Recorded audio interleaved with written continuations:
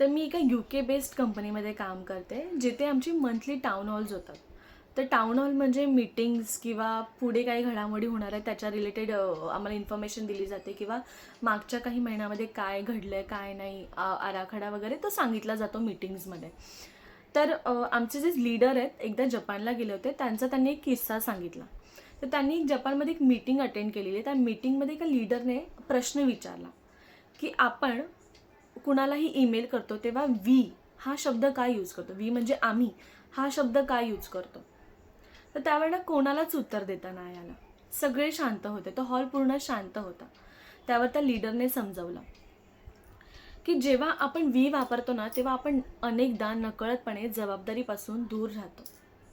यश असो किंवा अपयश त्याचं पूर्ण मालकी आपण घेतच नाही. पण जेव्हा आपण आय वापरतो ना, तेव्हा आपण त्या कामाची पूर्ण जबाबदारी घेतो, ओनरशिप घेतो आणि ते काम पूर्ण करण्यासाठी प्रयत्न करत राहतो.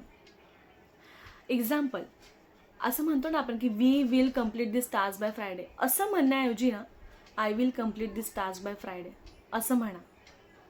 असं म्हटल्यावर काय होईल, आपल्यामध्ये जबाबदारी वाढेल, आपल्यामध्ये विश्वास वाढेल, आत्मविश्वास वाढेल, ते काम पूर्ण करण्याची ना आपल्यामध्ये क्षमता वाढेल. आणि खरं सांगायचं तर आय वापरणं म्हणजे टीमवर्क विसरणं असं नाही आहे. उलट टीमला सपोर्ट करण्यासाठी, टीमला पुढे जाण्यासाठी आपला मोठा वाटा असणं आहे. ज्या दिवशी आपण मी करेन, मी जबाबदार आहे, मी पूर्ण करून दाखवेन असं म्हणे ना, त्या दिवशी आपण नेतृत्व करायला सुरुवात करू. नेतृत्व, कारण आत्मविश्वास हा शब्दांनी निर्माण होत नसतो, तो निर्माण होतो जबाबदारीने स्वीकारल्याने.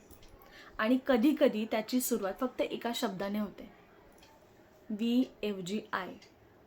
वी ऐवजी आय.